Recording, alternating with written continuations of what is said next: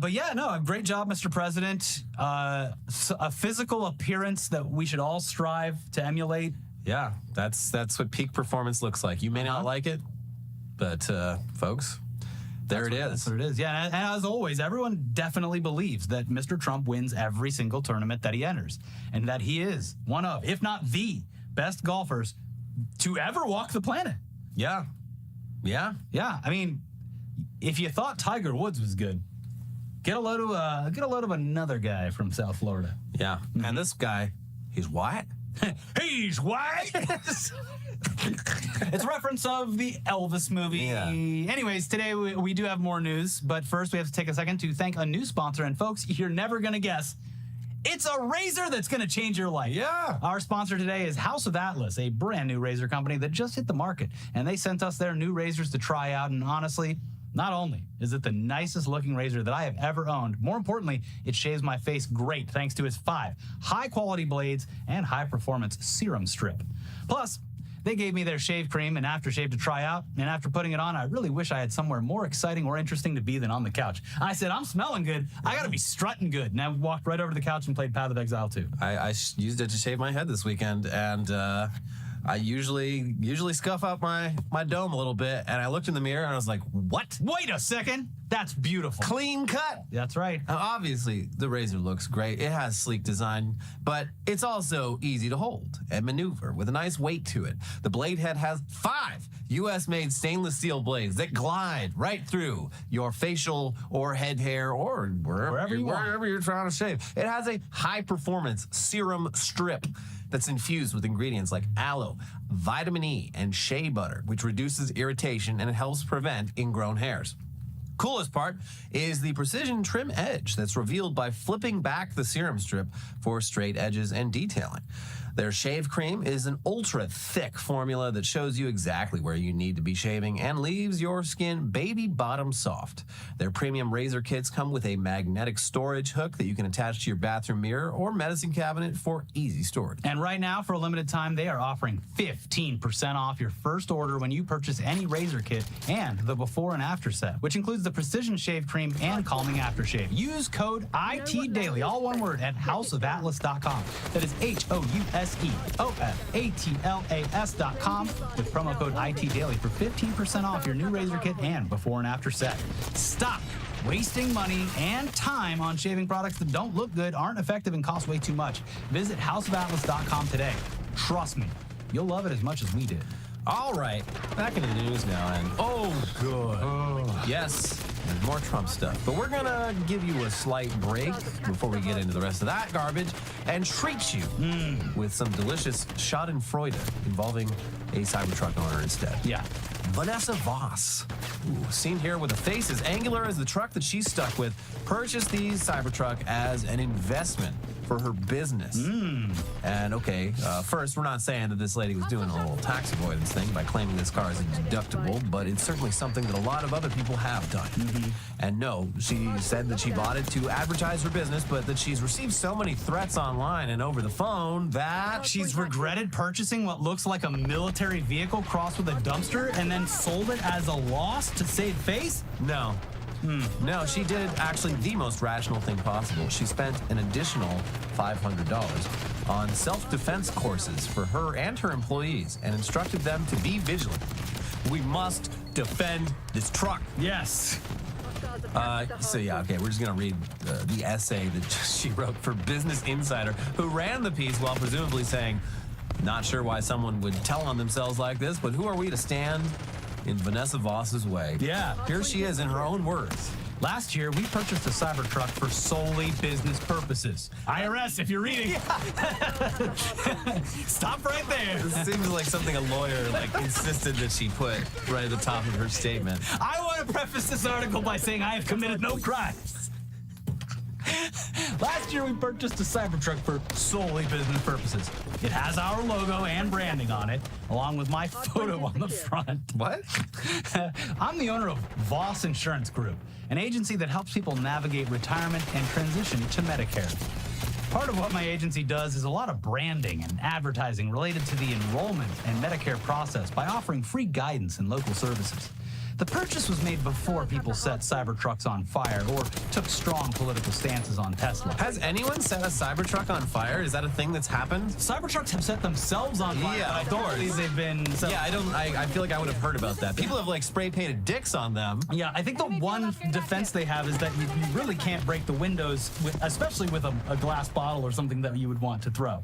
Oh, sure. Yeah, those windows are indestructible. Well, they were destroyed the first time, but anyways, the edges of the vehicle are flat, and it allows for enough description and visual components to increase our branding. Oh, shut up. Okay.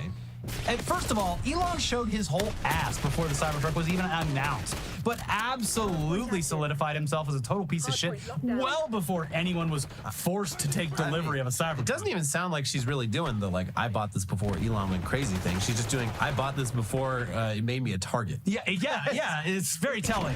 So, but clearly that excuse, which was half-assed, is bullshit. And also this business, if I saw a Medicare advice advertisement on a goddamn Cybertruck, I would just block the number out of principle. Also, I feel like it would be bad advertising because the Cybertruck is very closely associated with the man personally making it like harder for seniors to get their health care. Yeah. Like dismantling the services that this person is trying to provide them with. I don't know. Yeah, Mixed messages. A lot of people have pointed that out to her, and she does mention it, but in a very odd way. But yeah, if I was a senior and saw a advertisement on a Cybertruck offering free services, I would immediately be suspicious.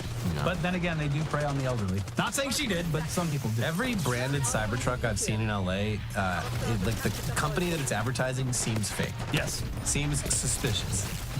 Like not just because of the Cybertruck, just like the brand In general, Like, I don't know. This is Did you see like a fucking rubber nipples company or something? yeah, that was the first wrapped Cybertruck I saw. This was like at this point almost 2 years ago.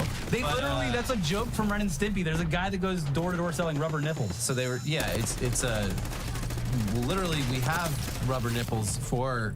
Like that, the baby bottle's already for a baby they can't tell. Yeah. But this was selling a bottle that is like literally like they did a plaster cast, it seems, of an actual woman's breast, and you can buy this baby bottle for like 10 times the cost of a normal baby bottle. Well, could you believe I was in the market for that? And luckily, a Cybertruck decided to drive by. Yeah, Instead of you running targeted ads in the world's biggest spying operation, Facebook, Yeah. you buy a fucking $110,000 truck and put a fake tit on the side of it. yeah, you get them.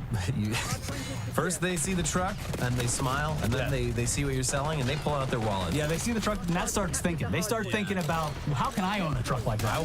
Whatever this person did, Yeah. must be moral and good for society as a whole. And not only that, I want to be in business with them.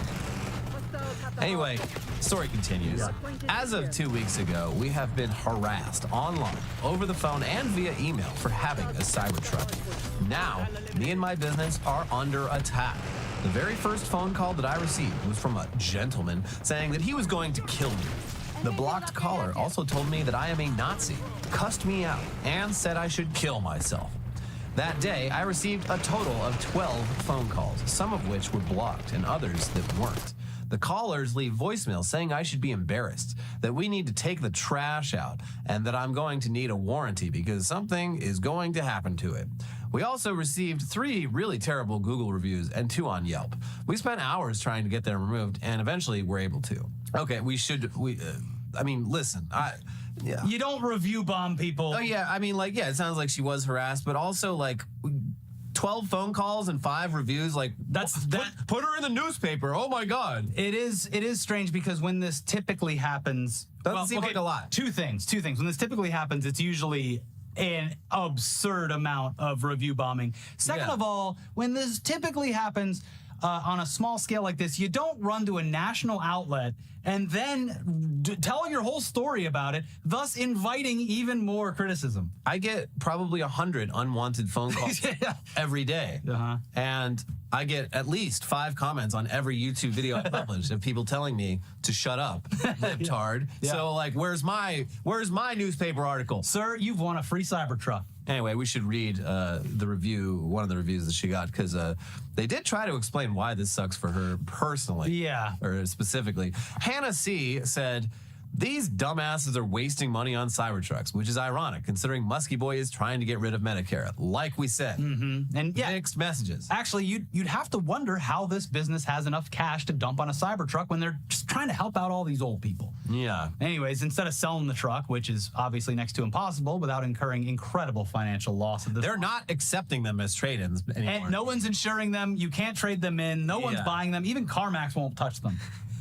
But yes, instead of, I don't know, donating it somewhere, donate it to NPR. They need all the money they can get. Try I pulling think that they funding might. too. I think they might say no too. They're still taking regular Teslas. There's a good obviously fake website right now. Like I think it's like stealmystesla.com. Jesus. And it's like offering a fake service of like having trouble getting rid of that Tesla. Like just give us your information.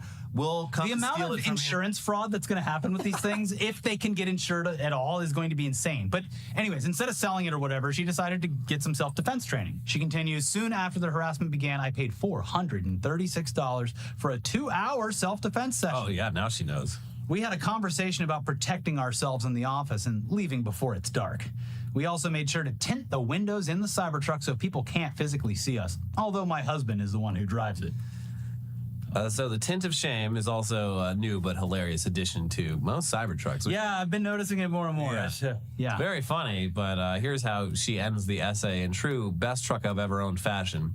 I haven't considered selling the Cybertruck because it takes a whole lot of courage to consistently grow and work and strive really hard to be successful in business and help the community. I am not one that will be bullied. I'm just not going to allow a group of people to bully me into actually trading in my vehicle. Again, don't fucking threaten Tesla owners, you dipshits. Cut that out. As we have said and will continue to say, a friendly but meaningful thumbs down out the window. Yeah. That's really all it takes to ruin someone's day when they're behind the wheel of their own personal money pit. They already feel bad about owning it. I guarantee it by They now. can't sue you for it. They can't call the cops on it. And they have to sit there in the bad decision they've made and take it. It's quite They just satisfying. have to sit there and just contemplate the fact that they are persona non grata. The unfortunate but inevitable end to all of this is that every Cybertruck that exists will be militarized and fully in the ownership of every police department in the United States. They've already done it, obviously, in a lot of cases, but that's where all the leftover Cybertrucks are going to end up. Yeah. And they're going to end up in fucking El Salvador and elsewhere. God. But unfortunately, we're back to Trump. No! But this is the story that's been coming. It's been a long time coming. Finally, too little too late, one of the most prominent schools in the country has decided to stand up against the Trump administration, and they said that they will not comply with his ridiculous demands. And of course, Trump has punished them severely for doing so. Harvard President Alan Garber issued a statement on Monday that said, among other things, that the university will not surrender its independence or relinquish its constitutional rights. No government, regardless of which party is in power, should dictate what private universities can teach, whom they can admit and hire, and which areas of study and inquiry they can pursue. The Harvard Gazette adds that Garber's message was a response to a letter sent late Friday by the Trump administration outlining demands that Harvard would have to satisfy to maintain its funding relationship with the federal government. These demands include audits of academic programs and departments, along with the viewpoints of students, faculty, and staff, and changes to the university's governance structure and hiring practices. The $9 billion under review by the government includes $256 million in research support for Harvard, plus $8.7 billion in future commitments to the university and several renowned hospitals, among them Mass General, the Dana-Farber Cancer Institute, and Boston Children's. Oh, good. Yeah, fuck them kids. And can you guess what the Trump administration's response to this was? Late Monday, the Trump administration announced that it was moving to freeze $2.2 billion in grants and $60 million in contracts to Harvard.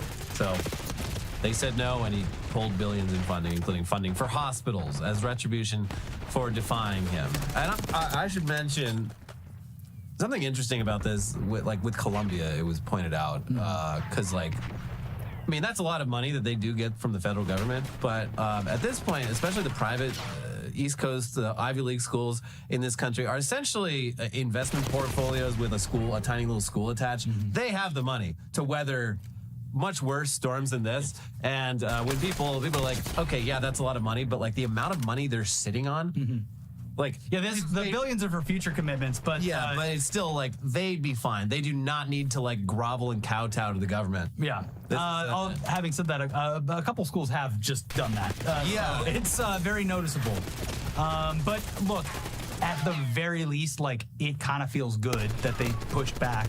Too little, too late. Exactly. This should have been, Anyway, the reporting continues. They add that Harvard is just one of dozens of schools targeted by the Trump administration in recent weeks. Last month, the Department of Education sent letters to 60 universities, including Columbia, Northwestern, the University of Michigan, and Tufts, threatening enforcement actions for non-compliance with anti-discrimination provisions in the Civil Rights Act of 1964. The administration has taken the additional step of freezing research funding at several institutions.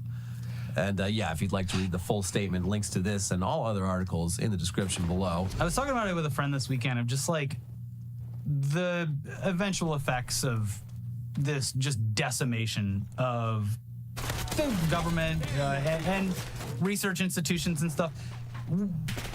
We like kind of just started finding out about microplastics in the past decade. Our lifespans are going to be shortened significantly by things we don't even fucking know about. Yeah. Like we're all gonna die 10 years early and we won't even fucking know what's killing us. 5 years ago, I didn't know what a microplastic was. Now they're in my I balls. do, and it's all I can think about. Yeah. And if we didn't have so much research funding, I would never hear about it. And I'd be happier. Meanwhile, I got a fucking 3D printer down there. Yeah. I'm just 3D printing all day long.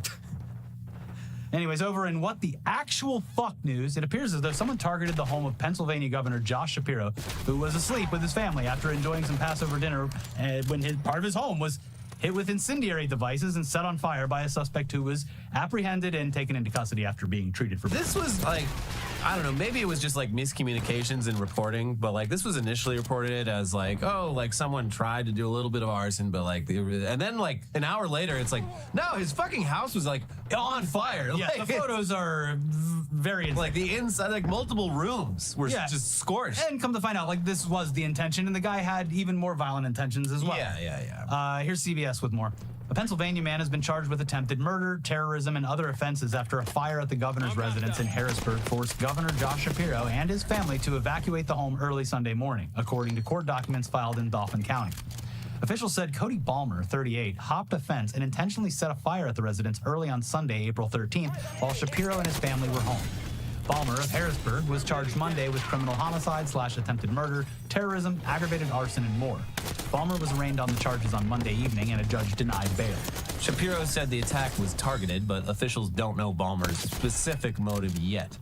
This kind of violence is becoming far too common in our society, Shapiro said, and I don't give a damn if it's coming from one particular side or the other, directed at one particular party or another, or one particular person or another. It's not okay, and it has to stop. We have to be better than this. We have a responsibility to be better. Balmer's mother, Christy Balmer, told CBS News her son is mentally ill and he went off his medication. Christy Balmer said she tried to get her son picked up last week and reached out to 4 different police departments, but couldn't get anyone to help. So he was mentally ill, went off his meds, and this is what happened. She's tried 4 different times to get the cops, like, hey, my son's fucked up. He's going to do some fucked up shit. What do you want us to do? Shoot him? No. No, don't shoot him. But look, we have 2 options. We either don't come out. You think he's gonna do anything that might let us shoot him over it? I don't know, maybe. Well, okay, now we're talking. During an interview with Pennsylvania State Police, Balmer admitted he hated Shapiro, removed gasoline from a lawnmower and poured it into beer bottles before walking an hour to the governor's residence and throwing the homemade Molotov cocktails into the home, the criminal complaint said. When asked what he would have done if confronted by the governor while inside the residence, the complaint said Balmer stated he would have beaten him with his hammer. In the Oval Office on Monday, President Trump condemned the attack. The attacker basically wasn't a fan of anybody, probably just a whack job, Trump said. And certainly a thing like that cannot be allowed to happen. Okay, well, seems like he probably would have taken that a lot more seriously if someone from his party made it a whole big thing. Who's to say? You know, there's a lot of crazies out there. Yeah. Anyways, I went to Bernie Cella this past weekend. Didn't he go to actual Coachella? He did actually, which I think Look, how does that work? Like, what? I completely missed. I was busy all weekend. he introduced an artist, and he basically gave a condensed version of the speech that he has been giving. Him and AOC have been giving, which basically. It boils down to they've obviously been warning of a coming oligarchy. Right. It's here. Yeah. It's happening. What the fuck are we going to do about it? And basically pointing at elected officials that are aligning with Trump's plans and saying we have to vote them out. So they're going location, location, state by state, and specifically in Southern California, like, hey, here's the people in California who have enabled Trump's actions. They are the ones that have to go. We need all of your help. In a sense, like it was a fun event. It was, Maggie Rogers, Joan Baez was there, fucking Neil Young. It was incredible. But it also makes you. It's a good experience because, you're watching online. We're creating stuff for online. Everyone's fucking so just isolated these days. Yeah. It actually is it feels very good to be in a location with a lot of like-minded individuals who just don't know what to do but want to be present and do something and are just looking for the guidance of where to be pointed. And massive rally too, like 50,000 people. 35,000 people, like a very big rally, but also they went to like Idaho and pulled lots of people. And I think one of the most important things that I saw this weekend was if the Democratic Party was smart, which it's not. No. It's very stupid. If the Democratic Party was smart, they would look at these rallies and say, wow, people are really fired up. And look at the attention they're giving. And they seem to be ready and active and wanting to participate and enact change. Should we concentrate on that? Or should we concentrate on fucking Chuck Schumer doing a book tour that he can't even do because people are angry at him for voting with Trump?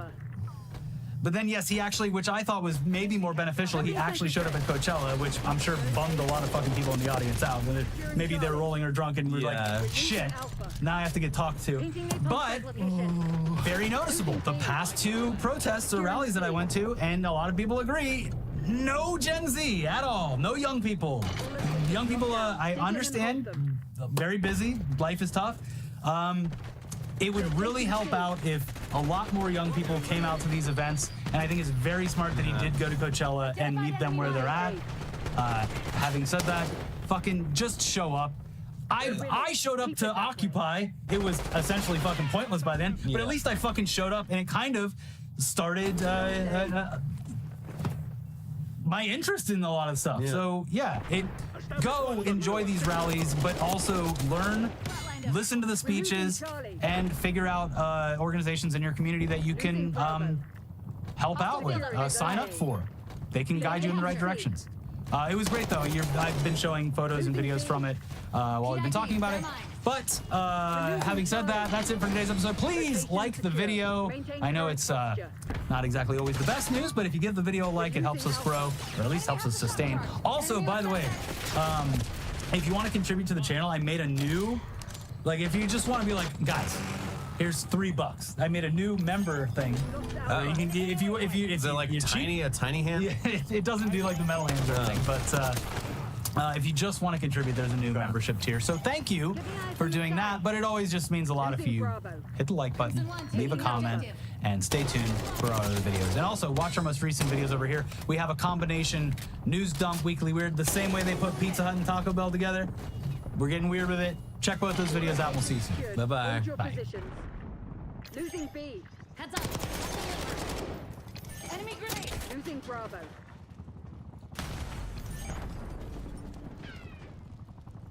Yesterday, a top 20 token called Mantra, or Ohm, crashed 90%, leading me to search for answers, along with many other people like Zach XBT, who actually helped with this investigation. And together, I think we put together a lot to inform the public. I interviewed the CEO, JP Mullen. You'll be hearing from him in a second. I do want to say there were a lot of twists and turns to this story. There's an entire angle of this interview I later fact-checked and proved wrong, which is that I was given a tip that there was this OTC seller that was market-making for Mantra and had his hands in the whole thing. And I was like, I thought that really was part of the reason it all went down. Now, JP on our call denies it, so then I kind of went back and I did a bunch of sourcing to actually confront the guy behind it. I dug through who he is. It turns out he's faked being a market maker before. He faked being a market maker for a real market maker that was really arrested by the feds. It's a long story. I might get a whole separate thing about that. But what's funny about this, and the only reason this interview still exists, is because we talk about that and it turned out to be wrong. Normally I might scrap the interview, but in the process of confronting the CEO about this guy, he actually admits to doing something very similar to what this guy claimed he was doing. So understand, when I confront JP with this mysterious Mr. P, okay, this guy is like a professional con artist of some kind, or at least I believe he's lied historically on similar things. So don't believe that. But in the process, we get some interesting admissions as to what happened to the OM token. Was it manipulated? Was the OTC sales what killed the project? Was it liquidations? I will let you decide. Here's the interview. All right, JP Mullen, CEO of Mantra, the token that just crashed. You're here to talk about what happened, hopefully clear up some problems. Let's just start with your side of the story. Yeah, well, I appreciate you having me on in the first place. Reached out on Twitter, so thanks for hopping on this quite quick. As I was kind of discussing with you both online before, this all started basically last night on Sunday evening Asia time.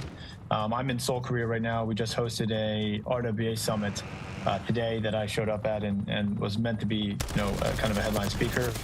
So that's really what I was here for. I went to bed roughly around midnight local time and was woken up around 5. Someone was calling the hotel, my room, and trying to wake us up because there had been obviously this massive sell-off in token price, where the token crashed. I think at the time I woke up, it was probably around 50 cents or something. And effectively what we were able to discern was that overnight, tokens that had been used as collateral on OM and long for different positions had been forced closed and liquidated, causing this massive sell-off and precipitous downfall of the token. So we've been in contact with our exchange partners, investors, and the community. And again, thanks for having us on to kind of walk through some of these questions about exactly what happened, but also what we will be doing about it. Yeah, so it was I think reportedly a 90% crash. You guys were at the time a top 20 token, so y'all weren't by any means a small project. Yeah. I think leading many people to wonder, like, how could this magnitude of an event happen? It's so you see big swings in crypto. You usually don't see 90% drops unless there's something kind of going on. A lot of people jump to some, understandably some questions about the team maybe dumping, doing something. So just to kind of Finish the job. address that, Sure. did the team sell? Did the team get liquidated? And how has the let's just start there. Sure. Yeah, did the team sell? Okay, Did you okay. guys get liquidated? Losing B. So first one, we have published a transparency report last week that shows all the team wallets and all the holdings. The team tokens are all long vested and have not moved. So these are happy to be shared and publicized again with your community. So no, we did not sell a single loan. The team also did not get liquidated. We don't have leverage position on exchanges. We don't do that. Have you guys sold tokens OTC? We have had OTC transactions for the Mantra Chain Association itself to fund business operations. Do you have an idea of like what ballpark number are we talking about for how many tokens you've sold? Like, give me a dollar amount. Like, how much has Mantra sold OTC? I'd say between $25 to $30 million US. Okay. So, what if those tokens OTC were? I mean, I'm just kind of trying to put this thing together. Sure. Those people take those OTC tokens. If they sell right away, they're going to crash the price because, from what I understand, it was somewhat thin liquidity. I mean, for a top 20 token. Yeah. So you would crash the price if you sell this huge amount of OTC. So instead, you take it to an exchange. You get collateral. You use it as collateral to loan against other things, other assets, and then you get liquidated, it's a problem. But that could have originated from like sort of team tokens. You see what I'm saying? See the problem? I do understand, but none of the OTC sales that we've had have actually been executed yet. So the tokens are all still, locked. Oh, you're saying you sold them for cash, but the vesting period hadn't expired yet. The vesting period hasn't expired yet. So actually, this will start I think later this month and into the coming years. But nothing that the team has, not the team, the association has sold. So the not-for-profit entity behind Mantra has ever I'd be been, very upset if I did an OTC deal with you and the price just crashed 90%. Yeah. Well, we haven't done anything recently. Yeah. Let me ask you, who market makes for you? So we work with 3 market makers that are all our investors: Laser Digital, Amber Group, and Manifold. Okay. There's a lot of questions about the price feeling manipulated, basically, is more or less the claim that's been made. Do you have any knowledge, or did you direct any price manipulation of your token? No, I do not. And no, we did not. Okay. So to whatever extent the price was manipulated, if it was, you have no association with it. That is correct. Do you think market makers, though, you'd probably agree, wouldn't do that on their own for no reason? I don't think, well, actually, I know for a fact that those market makers or those investors that I talked about have no implication or involvement in something like this. At least not with us. So we have, yeah. How do you explain sort of the recent, Mantra has sort of notably had a sort of meteoric rise, right? That combined with the relatively thin liquidity has led a lot of people to say, hey, look, this is a manipulated token. And if it was manipulated, because of what we just talked about, they think the team was in on it. What's your explanation to them? If not that, what explains like sort of the price rise naturally? Sure. I mean, we had, and we've been in the market for almost 5 years now. So our existing ERC token has been on Binance for nearly 4 years. Actually, I think in March of this year was 4 years. Mm-hmm. So the vast majority of the ERC supply of them is out there, and people were able to buy on exchanges, actively over the last 15 months, right? Mm-hmm. Or more. And obviously we work with our key partners like Farouk and Laser, and they've put out statements with wallets that they have, stating effectively that they haven't sold a single token and have verifiable on-chain proof to verify that. The activities of others who had liquid ERC tokens or liquid tokens in the market that were being used as collateral, we didn't have any knowledge about. And we did have communications with some of the exchanges that were asking. I mean, even with some Binance, OKX, and others, and they would send us messages like, "Do you know what this transfer is?" And I would say I don't have any clue, because they would send transactions in wallets that I honestly just am not aware of, and I don't know where they come from, or it was funded by another exchange and was a fresh wallet. So I was aware that tokens were starting to be put on exchange, because obviously when tokens get put on exchange, a lot of people call me or message me. So you always see, looks on chain, someone deposits a bunch of tokens on exchange, like, or you know what I'm talking about, right? Yeah. So obviously I'm aware of these things as they're going on, but I was not aware that there was any sort of like precipitous potential liquidation going to be occurring, and obviously it happened like very, very quickly and aggressively overnight when I was sleeping. The rumor was it was on OKX, yeah? I mean, can you confirm the rumor? We're currently, looking into all basically legal recourse and ramifications of this. So I don't want to say it was on one exchange or not while we're still investigating. Okay, let me just say for the public record, I think there's basically like the two big exchanges are Binance and OKX, and you said it's not Those Binance. Are the biggest exchanges. Yeah.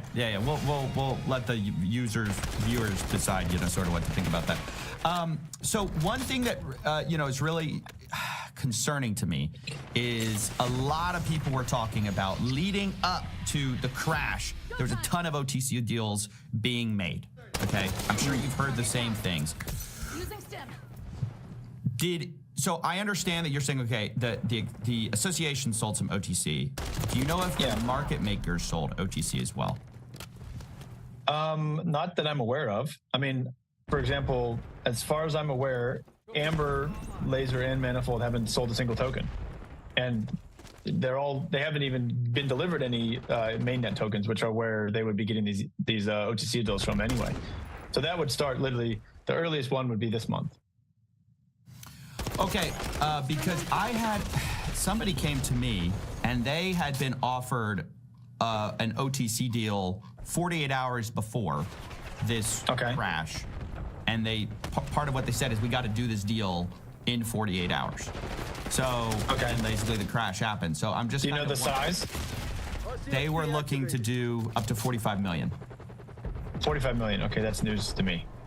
I didn't see that one. Well, it's not public yet. Because basically a source gave it to me. I'll be probably publishing it with this video, but I just want to read you some of the messages and just get your take on it. This person says, I've got 45 million total. I don't know how much you're capable of. He's pitching it to somebody to basically sell it. Only Brevin Howard and Laser Labs have 0.5% of the supply. He says, so technically can even move 1% with the right vesting, but I prefer to do 45 million right now between us, 6 to 9 range for a while now. Within the next 45 days, it'll be at the 12 to 18 range. It's very good with a 50% discount. He's trying to sell these at 50% discount. That's how we've ran a lot of it so far, through OTC and buying back after we extract. Do you know what he's talking about? Okay. He says it's a pretty good loop, as well as what we're doing on perps. What could he be talking about there? Honestly, I'm not sure. I mean, so what we have done with our small amount of OTCs, 25 to $30 million, and we can share this. We have done some degree of buybacks of OHM tokens, but it would only be anywhere from, I would say, $5 to $10 million worth of buyback. So definitely not in this size of quantum. Just so the audience can understand how this works. So what you're talking about, thank you for sharing that. You do an OTC deal, so you sell tokens to somebody else. They give you basically cash or some cash equivalent. And then you give them the promise of tokens, hopefully vested over some amount of time. And then you're taking the money that you get and you're re-injecting it back into the token. That's correct. Is that correct? Is that correct? That is exactly correct. That's correct. I don't know. In crypto, it's a little fuzzy what price manipulation is. That sounds a bit like price manipulation. I know a lot of projects do it, but what was y'all's thinking at the time when y'all did that? Like, were y'all thinking like, oh, because for sure the person who gets a great deal on that is the guy who does the OTC deal, because he buys at current prices. You're going to inject 20 million of his dollars into the chart, and then he can later sell when he unlocks. I guess there is some risk to it for them, but what was y'all's thinking when y'all decided to do that? Can you kind of explain, like, maybe what you're thinking? Yeah, I mean, I guess the thinking there was just to make sure that we continue to have a healthy market, and we're able to support in low liquidity scenarios. Obviously the size that we were able to do was not that significant for the size of our token. Something I want to ask about. So this person says, so it sounds like what the person says is not entirely off. Talking about like re-injecting the chart. Basically what he was saying is he was claiming to market make for you guys. Do you know somebody named Mr. P or Ite Drury? Yeah, so I was in touch with Zach. I told Zach about this. Yeah. No, okay, so no, I have seen that one going around, by the way, that OTC or loan. I think it was a loan. This guy was offering something else. I think there was also like some loans trying to be made. That's a separate thing. Okay, so I'm aware of the Mr. P one, and then Zach let me know about some name Itai Drury. Same guy. Same guy. That's okay. Okay. So I did check with our team if we've ever heard of this name before, and we've never heard that name before Zach told me about it. So I checked all the stats and all the agreements. We don't have an agreement with an Itai. Okay. He was he notably rugged another project called, or was accused of rugging another project called Mamba on Base, where he basically basically got some tokens somehow and was, basically doing OTC deals. Very similar to what's kind of going on here. Or what Mamba on base. Is that what you said? That's another. Okay, I've never heard of that one. I've never heard of that one. It's not as big as Mantra, just to be clear. But it sort of had a similar kind of catastrophic collapse. But yeah, what's just kind of surprising about this is, you know, basically he's claiming like, look, you're gonna give me Tether. I'm gonna give you Mantra. I'll re-inject it in the chart, and the price is gonna go up. That's basically his pitch. Sounds like y'all were doing something somewhat similar. He was saying there was gonna be a vesting period, you know, all this stuff. And then when we think about like how it's possible somebody could have such a huge position on these exchanges to where a liquidation would cause this catastrophic price collapse, my question is like, that has to be some huge player, right? I mean, from my understanding, the position, well, first, I'm not sure it was just one person.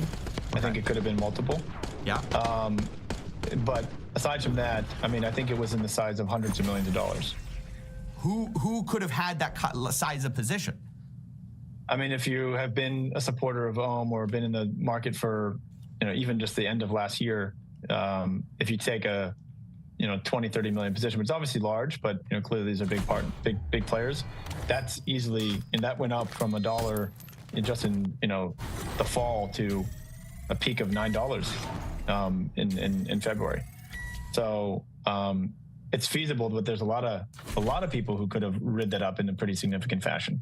And obviously we work with large institutional partners, you know, but again, that's why we want to publicly show that the key partners like Laser, like Sharuk and whatnot haven't sold a single token. Yeah, do you know the guy's name that got liquidated, or the person? We're not sure yet. Again, we think it was a group of people, not necessarily one single person, but we're still trying to figure out that, because it was like there's a bunch of wallets that deposited onto exchanges and whatnot. So we're still trying to figure out exactly what happened. We've been in contact with our institutional partners to try to figure out what's exactly going on, but we don't know who was liquidated. So it seems like somebody had a huge position that they very likely couldn't have sold off. I'm looking at like the amount of money it would take to move Ohm like 2% on Binance on CoinMarketCap, and it's like $350,000. So you cannot move, you know, $100 million easily, right, in this token. Sure. So instead they use it as collateral on OKX or Binance. You're not confirming. Yep. And then they get liquidated, price like falls so much. I mean, I guess my question is like, looking back, do you regret sort of pumping the chart to 9 or 6 or whatever the peak was? I mean, I would say we never pumped the chart to anything, right? So you did. You said you did a buyback, right? Like you did the. I mean, we have done small. No, we've done small amounts of buybacks in the range of, you know, $10-ish million. I can get the exact numbers. That seems big. I mean, I don't know other projects, but if you can move the price, I would say that's relatively small, and it's not like we did it in one go. This has been over the course of the last 15 months. I assume you're using your market maker to do that, right? You're not just that's like injecting directly. Okay. Yeah, we wouldn't do it directly. And this wouldn't be. This is not a buyback to pump. This is more of a make sure that it can be supported, like actively entering the market, not necessarily in one go. What does that mean? Can you explain what that means to the audience? So when you say it's not to pump it, we're doing it to support it, what do you mean? Do you have like a level you're trying to support it at? Do you tell your market makers, I want it at like 5, or I want it at like, where do you want to support it at? What does that mean? We've never put in levels or supports or anything like this. So it's more just a discretionary, this is going to be used to enter the market over the next, you know, you do a TWAP over 30 days or something like this. Okay. If that is the case, though, that would have a positive effect on price, though, right? Like if you're just saying, like, hey, put it 2 million for 30 days, potentially. It could potentially, yes.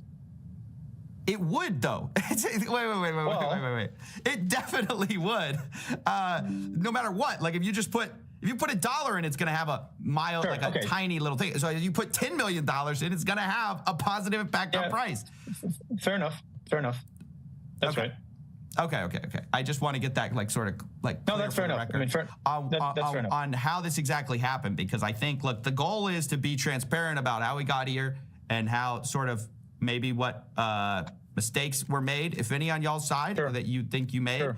And then, trying to handle the situation. So, all right. So Absolutely. you guys had some tokens that you OTC deal sold. You're saying they weren't unlocked, that you think it's some other investor on the market who got liquidated from their collateral position that they were clearly using because they said, look, I'm guessing they were using because they knew. So it seems like everyone knew that you could not sell that amount on the open market. So instead they use it as loan collateral to get some other token, and somehow they got liquidated. Whether that was their intention or not, I really like what Chris Van Hollen is doing, and I really hope that other Democrats take notice of it and also participate in this. I think what he's doing is good and also demonstrates bravery as well. He's technically putting himself in harm's way by doing this. If he actually follows through on this and goes to El Salvador, much respect to him. I think that it is time for doing exactly this. I think it's important that we go to El Salvador to show his family, his wife, his mother, his brother, his kids, that we're not giving up on this, because, as you indicated, the Trump administration has admitted that this was done in error. I'm not even joking when I say this is the first time I've felt even a modicum of confidence and competence coming from the Democratic Party. This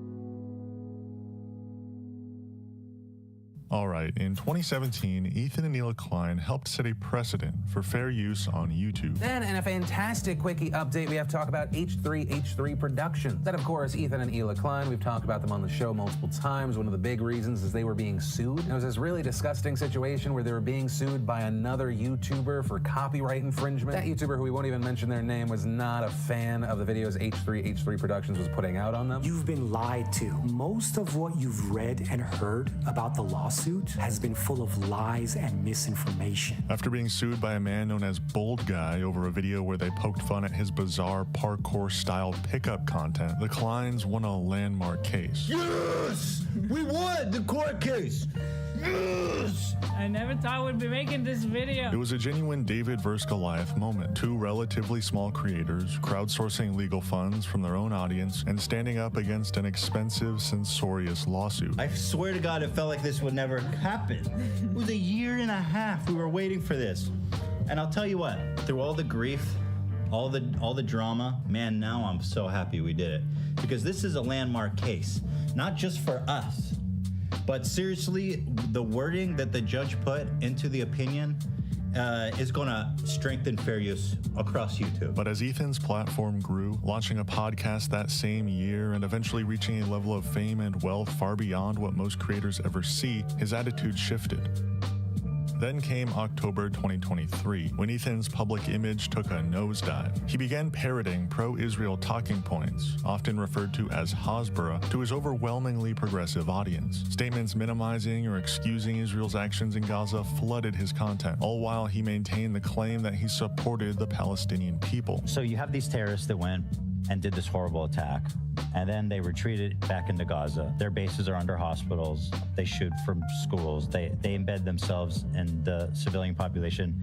They even dress as civilians when they fight. As his audience began to shrink and his professional relationships publicly unraveled. It doesn't matter if Jews find it offensive, Ethan. Doesn't matter if a minority group finds something anti-Semitic? Yes, of course, because we're not talking about Jews at all. We're talking about Israel. I'm gonna go find a group of black people say the Confederate flag isn't racist. I'm gonna go find... Ethan, please stop. No, don't do that. Don't do that. You're being ridiculous. This point is Ethan, you're making a conflation that makes you look horrible. Why don't you see this? Ethan grew increasingly hostile towards anyone who dared to criticize his framing of Israel's actions, framing many view as bad faith and morally bankrupt. And when Noah Samson released a video labeling Ethan as one of the several YouTubers who backed a genocide, Ethan didn't respond with introspection. Instead, he morphed into the very figure he once feared. Lawyered up, thousands of dollars deep, sending Noah an embarrassingly weak cease and desist letter. in a move that screams desperation more than defamation.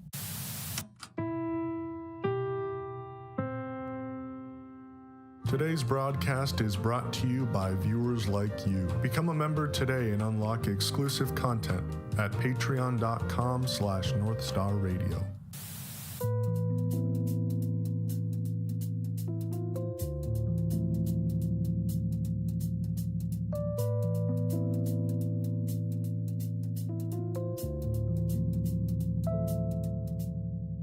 Noah Samson's video, the YouTubers that backed a genocide, is the entire reason Ethan decided to spend thousands of dollars to get his lawyers to write up a cease and desist letter. And the title alone was enough to send certain people into a spiral, Ethan included. So this fucking little scumbag here who put me and Mudahar, Turkey Tom, and Destiny in a thumbnail and said the YouTubers who backed a genocide. Now, the only person he's probably not defaming here would be Destiny because of his comment about, he said, I believe in genocide. He said, I think, and during one conversation, like that the Palestinians should just leave. But this is fucking disgusting. And I'm not okay living in this world where these little fucking punk ass scumbags can just say this shit and get away with it. But if you actually watch the video, and I mean actually watch it, not skim the thumbnail and start crying, you'll find that it's one of the most straightforward, well-researched pieces of content on this subject currently on YouTube. Noah goes creator by creator, dissecting their content, their rhetoric, and most importantly, the role they've played in sanitizing and justifying Israel's war crimes in Gaza. When it comes to Ethan, Noah doesn't reach, doesn't speculate, and doesn't twist words. He shows you exactly what Ethan said, plays the clip in context, and then follows it up with analysis. That's it.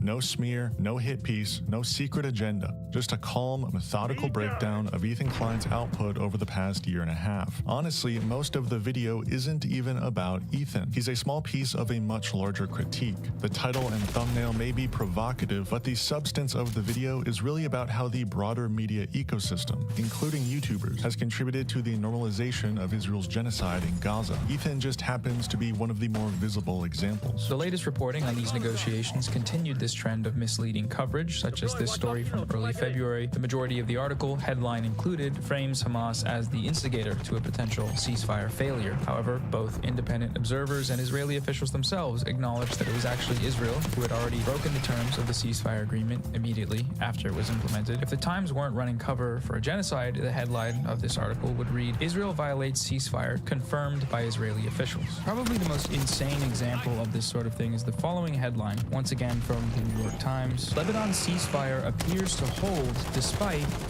Israeli strike.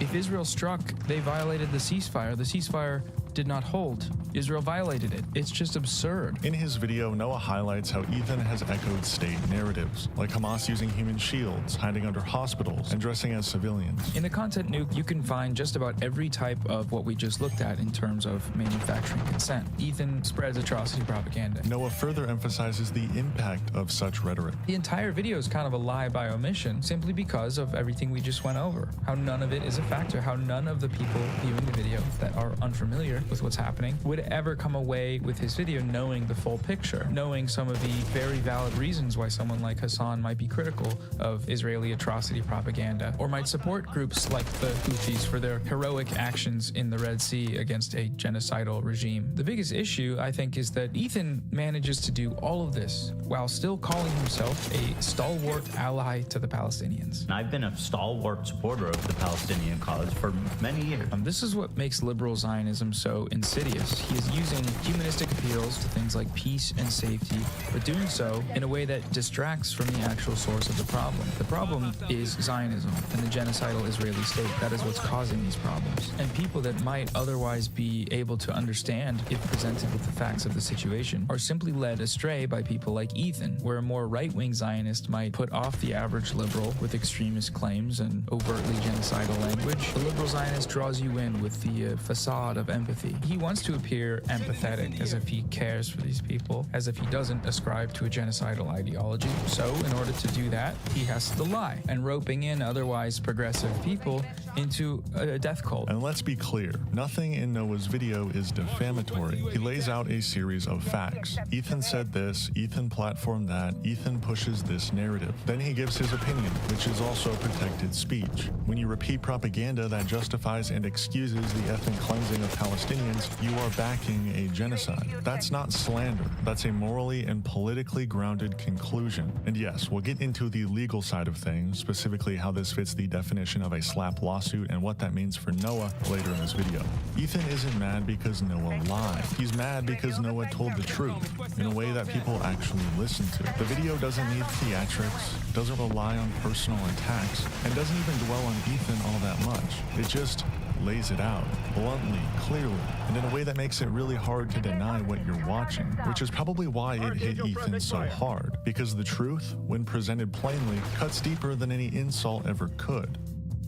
So beyond the cease and desist letter, what was Ethan's initial reaction to this video? What was his explanation for wanting to sue Noah Samsen in the first place? Well, on March 11th, Ethan made his first statement on, you guessed it, Instagram stories. God, these bread tubers are such pathetic fucking rats. When the did I ever support a genocide? I criticize your idol Hassan, and you all resort to straight up character assassination and horrific lies. He then goes on to deny the claim on his following H3 podcast episode, very likely having not even watched the video beforehand. So this fucking little scumbag here who put me and Mudahar, Turkey Tom, and Destiny in a thumbnail and said the YouTubers who backed the genocide. Now, the only person he's probably not defaming here would be Destiny because of his comment about, he said, I believe in genocide. He said, I think, and during one conversation, like that the Palestinians should just leave.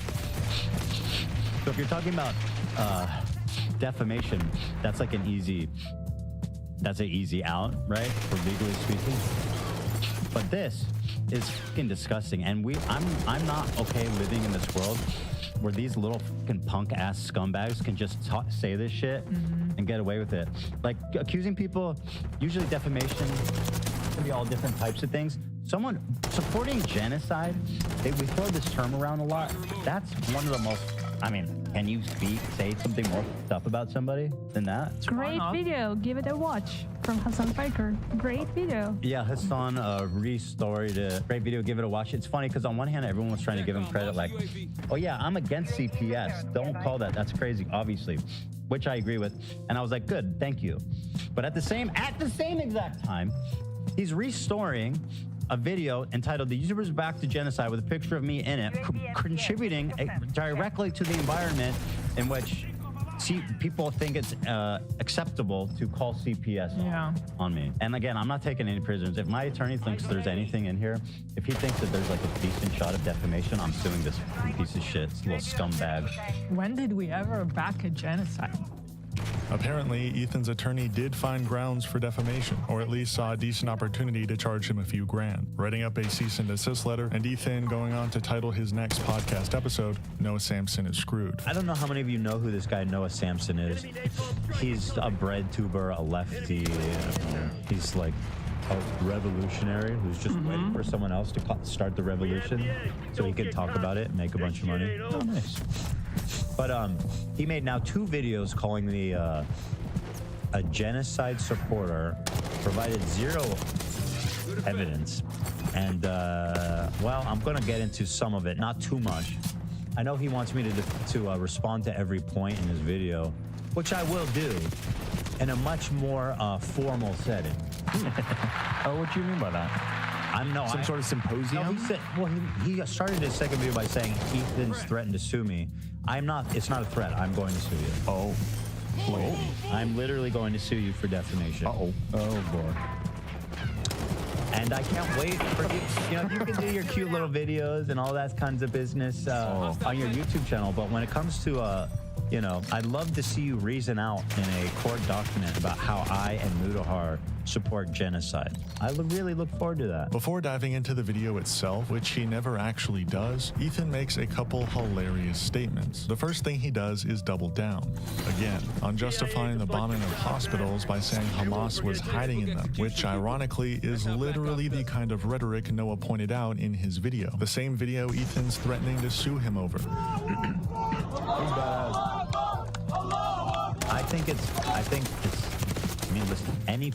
I feel like this is a force that's going to help end the war, not in keeping hostages and underground and like continuing to provoke Israel to attack them.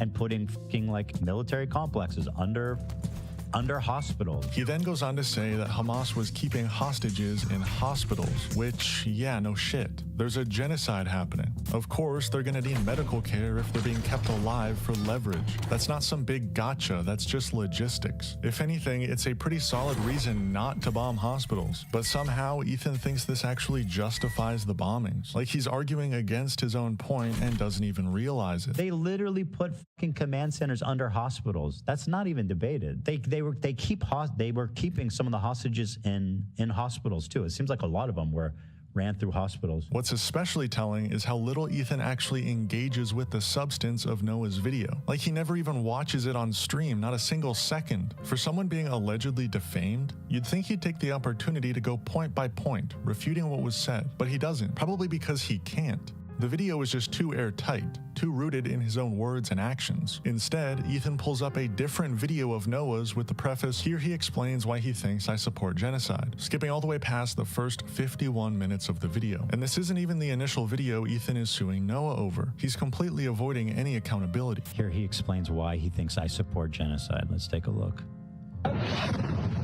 The liberal framework of thought is only able to conceptualize actors in conflict as being good and bad. Israel's far-right government is bad, Ethan says, but so are terrorists. Genocide is bad. I don't agree with genocide, of course, but hijacking ships is bad too. It's against the law, which is bad. Everybody should just stop doing bad stuff. Okay, well, Israel's not stopping. They're not stopping the genocide. Yeah, bro, and again, your simplistic, moronic take on all this is the problem. Noah is correct in this analysis, and it's a pretty simple take. Liberals see this conflict and passively support it by fence-sitting. Genocide is bad, but so is hijacking ships. Ethan even continues to lie about the ship's connection to the state of Israel, claiming that it has nothing to do with Israel when it's literally owned by an Israeli. The Houthis aren't just out here attacking random cargo ships for fun. It does look fun, but they know exactly what they're targeting. The Houthis even stopped attacking ships during the ceasefire. And according to international law, when a genocide is happening anywhere in the world, states are legally obligated to do whatever they can to stop the genocide. The Houthis are ethically acting to stop the genocide in Gaza. The Houthis aren't doing shit. They're taking over vessels that are completely unrelated to Israel. Like, give me a fucking break, dude. You know? The U.S. is doing hijacking ships, terrorists, good and bad. Israel's far-right government is bad, Ethan says, but so are terrorists. Genocide. Imagine, what a crazy opinion. You're nuts, dude. Yo, get a load of this genocide supporter. Genocide is bad. I don't agree with genocide, of course, but hijacking ships is bad too. It's against. Yeah, when you're yes. It is. I'm saying. Well, and he goes on to say because it's against the law. No, not necessarily because, like, inherently because it's against the law, because it's dumb. They kidnapped and took hostages a bunch of innocent people, man. Yeah, and like that's the cargo that had nothing to do with Israel. It was like headed for Europe, for Italy from like India or some shit like that. Instead of actually engaging with the allegedly defamatory video, towards the end of the episode, Ethan and his producer Dan shift gears into something way slimier. They start insinuating that Noah might be a sexual predator. Also, if I was Noah, I wouldn't get into the whole rape denial. Oh, he straight up is all in it. Interesting. Straight. Some information to tell you, but after the show. Really? About him? Hardpoint active. Yep. Hardpoint. Oh, that he about the Cody Code? No, it's nothing. It's nothing that you know about yet. It's interesting how many people come out of the woodwork. Noah. We'll get to that. Exes, you know. Is this a new thing? This is a new thing. This happened during the show. Okay, we're not going to jump into this. Right? Exactly. I want to do due diligence and everything, but upon initial examination, it seems to check out, and it's not great for young Noah. Can I say that? Don't say it yet.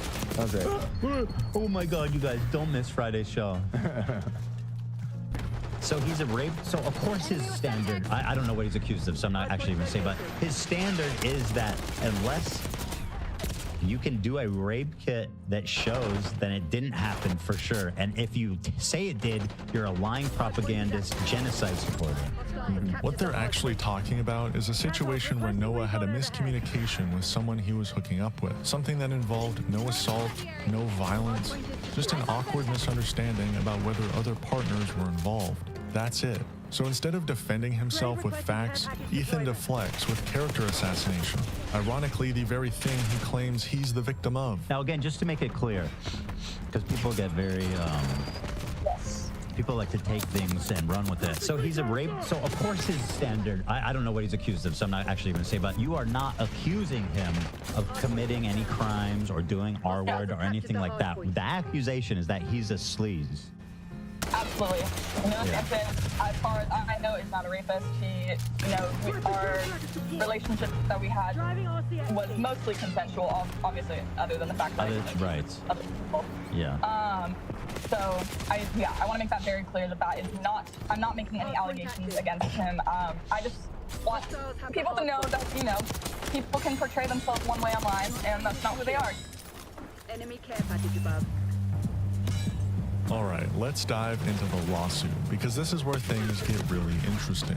What Ethan is engaging in is called a SLAPP suit, strategic lawsuit against public participation, when someone, usually with more money and influence, files a lawsuit not because they actually expect to win, but to silence or intimidate their critic.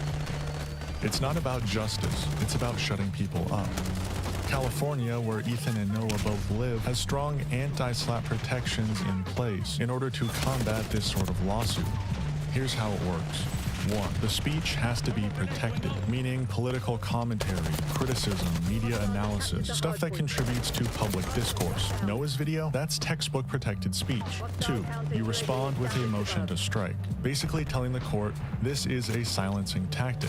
You have 30 days after being served to file it. 3. You then have to convince the judge that your speech qualifies for protection. In Noah's case, he's criticizing a public figure, using public content, and making political commentary based upon statements Ethan made publicly that Noah is commenting on based on his opinion. Ethan is backing Israel's genocide by saying X, Y, and Z.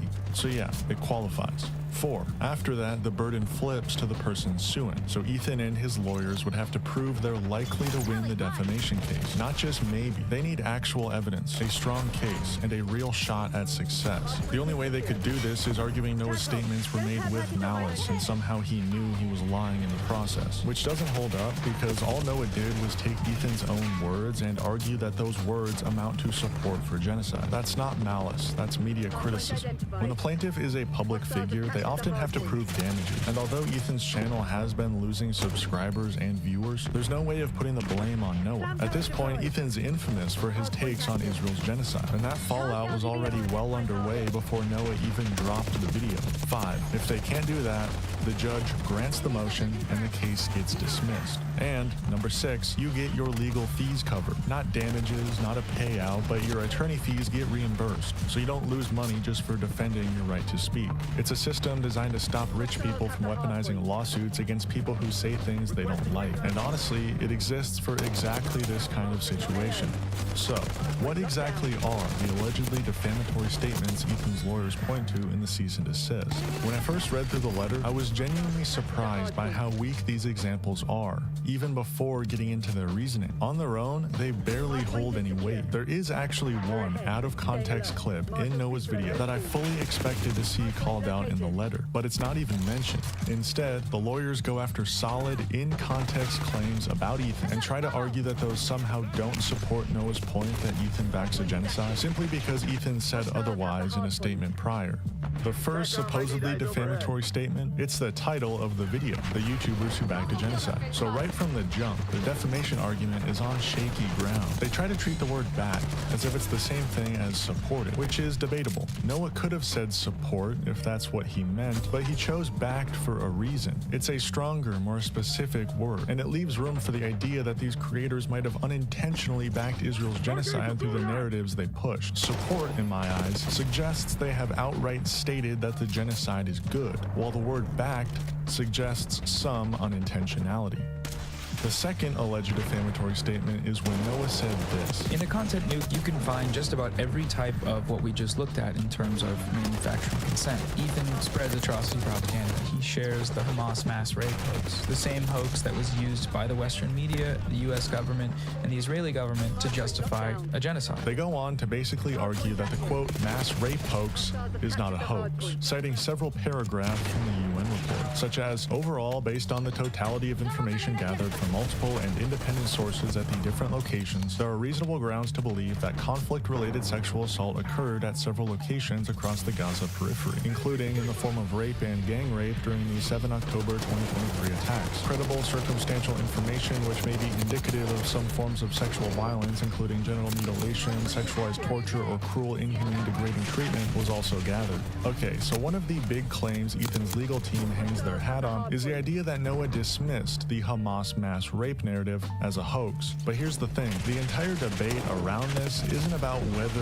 rape took place. No one's denying that sexual violence could have occurred. What's in question is the claim that it was a coordinated military tactic orchestrated by Hamas. That part, still unproven. Even the UN report, which they cite in the cease and desist letter, doesn't confirm that. In fact, it literally says the mission team was unable to establish the prevalence of sexual violence and concludes that the overall magnitude, scope, and specific attribution of these violations would require a fully fledged investigation. So while the letter tries to twist it into the UN report doesn't say Hamas didn't do it, the reality is the UN report also doesn't say Hamas did do it. It's inconclusive. The whole thing is very speculative. Even if Noah had called the entire thing a hoax, and let's say for argument's sake it wasn't, Ethan would still have to prove Noah knew it wasn't and said it anyway with malice, which is basically impossible considering the UN's own language is vague at best. They say there's reason to believe sexual violence happened, but no clear evidence, and absolutely nothing tying it directly to Hamas as a governing force. So the legal argument here, paper thin. At the end of the section on the alleged second defamatory statement, Ethan's legal team makes a critical error in the comprehension of Noah's video. Immediately after the second defamatory statement, you cite materials that you claim support your assertion that the same hoax that was used by the Western media, the US government, and the Israeli government to justify genocide. The materials you cited only discuss conflict-related sexual violence in general and did not discuss Israel's actions in Gaza whatsoever. The source Noah cites to make that point is a White House fact sheet, and he's not using it for any reason other than to show that the US government helped spread the hoax. The fact sheet literally says the vice president hosted an event that included a partial screening of Screams Before Silence, a documentary entirely based around the Hamas mass rape narrative. He shares the Hamas mass rape hoax, the same hoax that was used by the Western media, the U.S. government, and the Israeli government to justify a genocide. He cites the same sources that these parties cite when they go on stage to legitimize more military killing machinery shipments to Israel. And October 7th, last year, Hamas committed horrific acts of sexual violence. Cheryl, I thank you for all your work to bring to light the horrors of this issue and for your film about what happened on October 7th. Ethan's lawyers completely missed the point here, and I'm honestly having trouble even understanding what they're trying to say. The materials you cited only discuss conflict-related sexual violence in general and did not discuss Israel's actions in Gaza whatsoever. Like, yeah, Noah never said they did. He's just showing that the government is spreading the Hamas mass rape hoax by showing this documentary at a White House event. Alright, the third alleged defamatory statement is when Noah said this. In his video, Ethan spreads overt misinformation, just straight up lies about Hezbollah and Ansar Allah, or the Houthis, in order to delegitimize their struggle against Israel's genocide. He cites baseless claims from Saudi state propaganda outlets to attack the Houthis. He also cites a documentary about Ansar Allah, which he uses as proof of the claim that they brought back slavery when the documentary wasn't even about the Houthis. It was about the Yemeni government before the Houthi takeover. Their entire argument here basically comes down to Noah not being thorough enough in explaining why Ethan's statements were false. So they start listing off things Ethan said about Hezbollah and the Houthis, claims that, according to them, Noah didn't disprove. One example they highlight is Ethan supposedly saying Hezbollah intervened in the Syrian civil war to aid the dictator Bashar al-Assad, which resulted in the deaths of hundreds of thousands of civilians. That's the version in the cease and desist. But that's not what Ethan actually said. What he actually said was, Hezbollah participated in the slaughter of over 500,000 Syrian civilians, which is just not true. The war led to around 500,000 deaths total, with civilian casualties estimated at about 200,000, and Hezbollah is nowhere near responsible for all of it. They participated in the slaughter of over 500,000 Syrian civilians to help a dictator, Bashar Assad, stay in power. They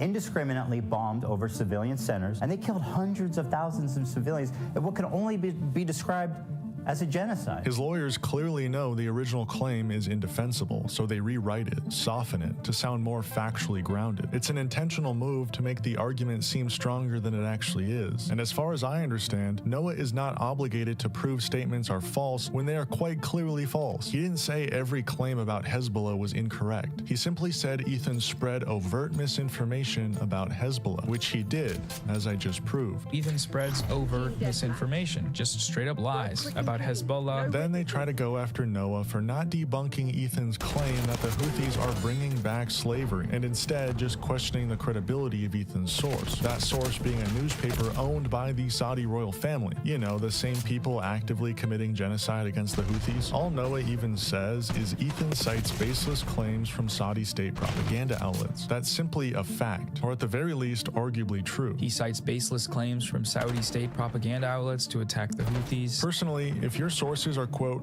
sources close to the group or several local reports without any direct quotation, that's a baseless claim. They also argue it's misleading to say the documentary Ethan cited wasn't about the Houthis because it came out in 2014, and technically the Houthis controlled some parts of Yemen as early as 2011. He also cites a documentary about Ansar Allah, which he uses as proof of the claim that they brought back slavery when the documentary wasn't even about the Houthis. It was about the Yemeni government before the Houthi takeover. But the point still stands. The documentary isn't about the Houthis. And what makes it even funnier is they admit this in their own letter. They write, the documentary focused on Yemen's overall culture of slavery and the deposed government's denial of its existence. Deposed being the key word. That means the previous government. So yeah, they kind of cooked themselves with that one. All right, I'm going to start going through these a bit quicker because the alleged defamatory statements become weaker and weaker as you go down the list. The fourth alleged defamatory statement is when Noah said this. He spreads long debunked Nakba denialist talking points that have been used for decades to legitimize Israeli colonization of Palestine. In much of this section, they go on to talk about Bad Empanada and his explanation for the claim of Ethan's Nakba denialism, as Noah suggested that his audience watch Bad Empanada's video for more information. In the case of liberal Zionists like Ethan Klein,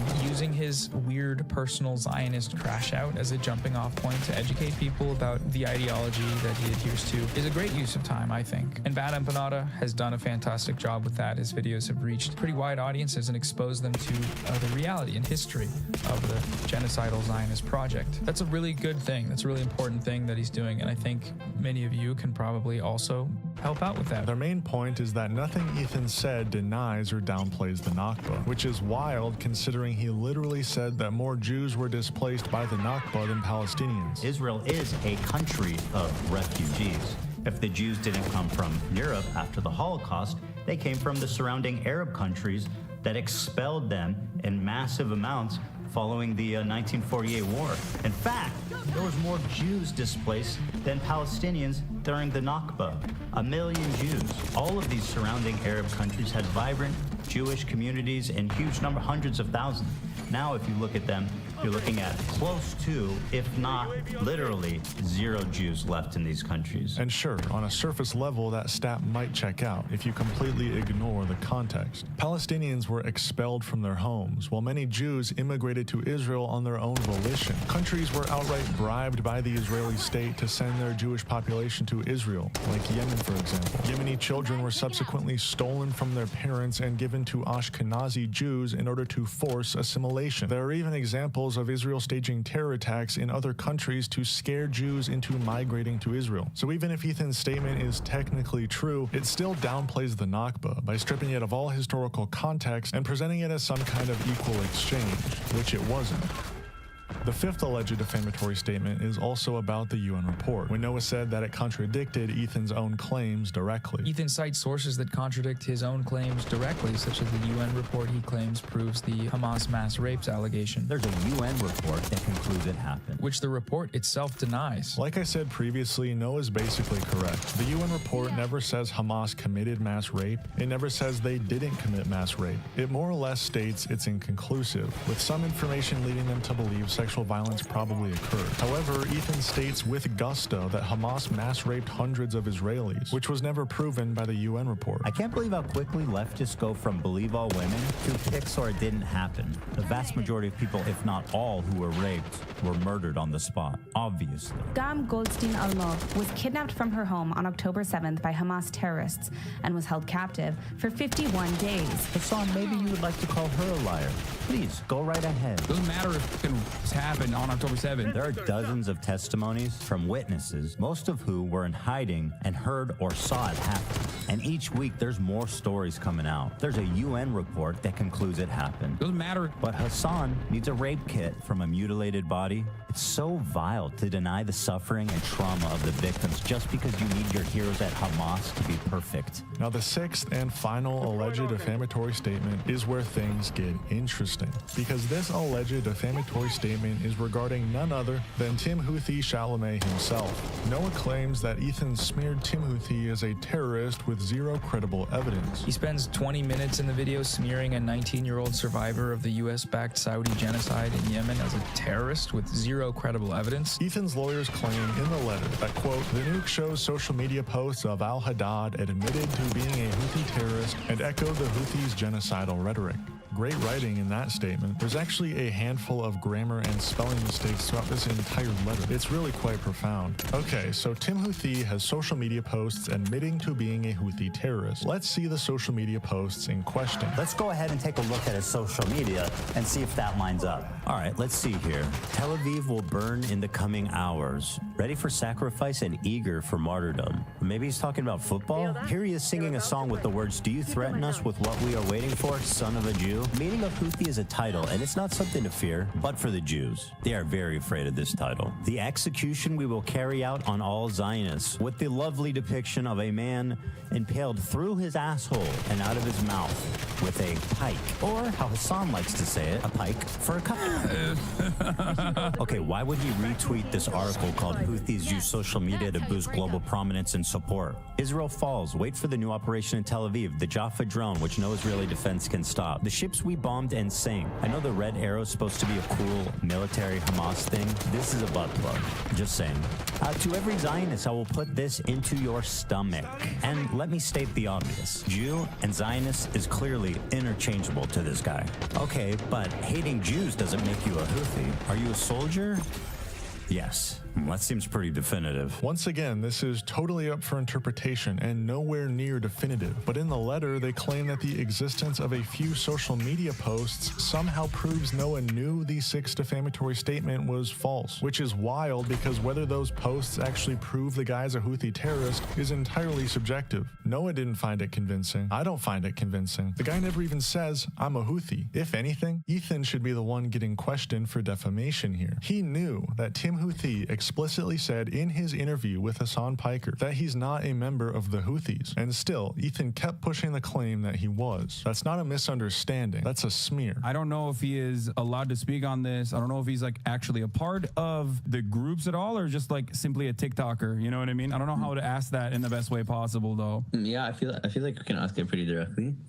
راشد حسن بدي يسألك انت يعني منضم لأي من المجموعات يعني انت بتعتبر حالك من أنصار الله ولا بتعتبر حالك بس يعني شخصية على التيك توك ولا يعني بده يعرف شو الرابط بينك وبين أنصار الله. طيب يعني بقول لك يعني أنا يمني يعني كيمني يعني أنا واقف إلى جانب فلسطين. His answer is a Yemeni who stands with Palestine. What led him to go to one of the ships personally? Like what were some experiences that he had that caused him to want to go? حسن بده يعرف شو هو اللي دفعك على زيارة السفن هاي وشو التجارب اللي مريت فيها اللي خلتك تهتم بهذا الإشي الغريب انه يكون جا بالك انه تزور هاي السفن؟ والله انا احب المغامرات، وطبعا هذا كل لاجل فلسطين يعني، وان شاء الله في اشياء بتكون جديده واشياء مثيره اكبر. He says he likes adventures and he is a big supporter of Palestine. The letter ends with this. Our clients demand that you provide a retraction and correction of all the defamatory statements identified in this letter in compliance with California Civil Code Section 48A.